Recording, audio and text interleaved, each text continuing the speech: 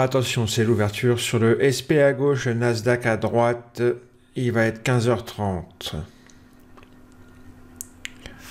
On va pas parler chinois dans cette vidéo, ça ouvre, 15h30, boum, le Nasdaq va tester un point à 13 300, point qui rejette clairement, avec un épuisement des achats et une reprise des ventes au marché derrière assez puissante.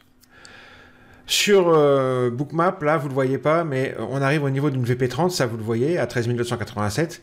Mais c'est également le bas d'une single print qu'on est en train de casser. J'ai rentré un contrat short. Et on va faire des petits allers-retours dans un petit range d'une dizaine de points avant de poursuivre la continuation baissière. Vous allez voir. Et en fait, ce qui empêche de passer, c'est le VP30 qui est en confluence avec le bas d'une single print. Je vous le montrerai après. Vous voyez, on revient essayer de casser, ça ne passe pas. Pendant ce temps-là, le SP, lui, va échouer juste sous son VP30 à 3903,50. Il n'arrive pas à monter, si vous voulez. Et il y a absorption des achats sur le SP, d'un autre côté. Voilà, on réattaque sur le Nasdaq. On voit vraiment que les vendeurs essayent de passer. Hein. Regardez. On met un petit peu de pression vers les 13 295 et on va le refaire plusieurs fois ça. À 13 300, on a fermé la marche. Regardez, 13 295, on remet une pression. Toujours le même nombre de contrats. Hein. C'est incroyable. C'est toujours pareil. Donc il y a une pression des ordres limites et les ordres marché attaquent vraiment fort. Et là, ça y est, ils cassent le niveau. Boum, ça y est, ça casse. Regardez, ils ont déplacé la pression à 13 290. Là, je vais rentrer un deuxième contrat. Regardez, ils suivent les prix. 13 290, la pression des ordres limites. Voilà, j'ai rentré un deuxième contrat dans le carnet. J'attends d'être exécuté. Voilà, j'ai été exécuté. J'ai deux contrats short. Le drive sudiste de l'Open Test Drive est en cours. Je n'ai plus qu'à attendre et sortir au meilleur moment. Prendre le maximum. On voit que chaque overlap, chaque retracement se prend une claque et la baisse reprend ses droits ensuite. Et on voit toujours qu'il y a, regardez, de plus en plus, à chaque fois qu'il y a une pression qui se met au-dessus des prix, elle se rapproche de plus en plus des prix à chaque fois. Ils ont de moins en moins peur de se faire choper, de se faire exécuter, parce qu'ils voient bien que le drive baissier est bien engagé. Là, on voit vraiment, regardez encore, cette pression à 13 280,75 qui suit vraiment les prix. J'ai sorti un contrat. Il m'en reste encore un. Et je vais le sortir sur cette liquidité juste au-dessus du VP30 pour ne pas prendre le risque d'un retracement.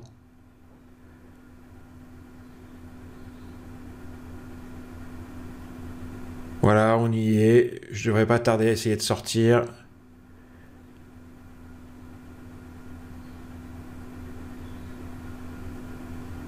Voilà, j'ai posé mon ordre pour sortir, mon ordre d'achat, voilà, et voilà. Le deuxième contrat est sorti, 680 $ en à peine 3 minutes, hein. C'est du temps réel. Hein. D'accord, et vous avez le SP en confluence à côté qui a échoué sur 3900 sous son VP30 et qui glisse tranquillement lui aussi. Alors, le SP, lui, alors que le Nasdaq avait déjà commencé à descendre, était encore en train d'absorber les achats market tout en haut. Ce qui était un signe qu'il allait partir sud aussi. Hein. Le Nasdaq était déjà parti. Donc on pouvait jouer en plus, on pouvait shorter le SP en plus. C'était faisable, hein, parce qu'on savait qu'il allait partir après l'absorption des achats, vu que le Nasdaq était lui déjà parti et est parti fort en plus. Hein. Ok. Donc on a une belle... c'est un beau cas d'école. Hein. Un beau test là tout en haut, vers les 13 300, un chiffre rond. Une belle liquidité dans le carnet qui est exécutée. Les achats market qui sont absorbés, là, à l'endroit où j'ai la souris. Un double top avec un deuxième top un petit peu plus bas que le premier. Un épuisement des achats tout en haut des pics, hein, on le voit. Hein. Vous voyez que les dots tout en haut sont beaucoup plus petits. Et ensuite, les vendeurs qui reprennent leurs droits. Retracement, overlap, donc... Moi, j'appelle ça des overlaps. Les overlaps se prennent des petites claques à chaque fois. Les acheteurs tout en haut des overlaps se prennent des petites claques et la baisse reprend ses droits. et ainsi de suite. Sans compter, on l'a vu tout au long de la baisse, cette pression qu'il y a dans le carnet à chaque fois qui revient et qui se rapproche de plus en plus des prix au fur et à mesure que ça descend. On l'a vu très nettement, hein, c'est pas une légende urbaine, hein, ces algorithmes qui mettent la pression sur les prix dans le carnet, et c'est des stratégies qui fonctionnent très très bien, la preuve. Ça a très bien marché, là ils ont réussi à faire descendre les prix d'une manière assez forte. Alors là je vous montre le graphique du Nasdaq en bougie, en 30 minutes, notre graphique central, hein, qui est le graphique 30 minutes. Donc vous voyez, le niveau qui n'apparaissait pas dans Bookmap, c'est la single print rouge, d'accord? Donc il y a une confluence. Hein. Et sur le SP, pareil, il y avait une confluence entre la VAH, le VP30 là, il a tapé le VP30 pile poil. Lui, le Nasdaq VP Daily et haute single print. OK. Open, test du VP Daily, test du haut de la single print et drive baissier derrière. C'est vraiment très très très joli comme ouverture. C'est un très très beau cas d'école. Alors je vais aller voir un petit peu ce qu'a donné. Regardez, on est déjà au mid de la séance, c'est-à-dire qu'on a déjà le drive baissier a déjà retracé toute la moitié du mouvement overnight. Hein. Il faut quand même en 5 minutes d'ouverture. Hein. Alors là, je vais aller voir un petit peu ce qui se passe sur le Russell, parce que je regarde à nouveau un peu le Russell.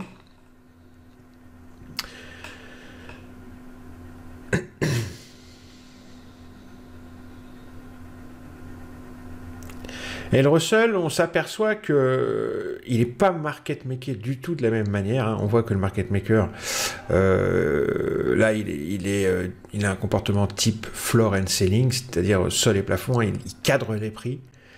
Il cadre les prix de très près. Et vous voyez, à 15h30, le Russell, lui, il a carrément... Le premier retracement est carrément remonté au niveau de l'opening. Hein. Beaucoup plus puissant. Et la baisse est beaucoup moins directe. Vous voyez, c'est très, très, très... tout en zigzag. Alors ça peut être le paradis pour un scalper. Hein. Il faudra que je règle la map un petit peu plus finement, parce que là, j'avoue, c'est très mal réglé. Mais je fais que de recommencer à le regarder depuis aujourd'hui, le Russell. Hein. J'ai envie de le regarder à nouveau, voir un petit peu comment il se comporte. Donc au fur et à mesure, je vais affiner mes réglages. Mais je pense que c'est un actif qui peut être intéressant. Hein. De toute façon, il faut regarder, il faut se diversifier. C'est important d'avoir plusieurs cordes à son arc. Bon voilà, c'était une belle ouverture aujourd'hui sur SP Nasdaq. Ciao.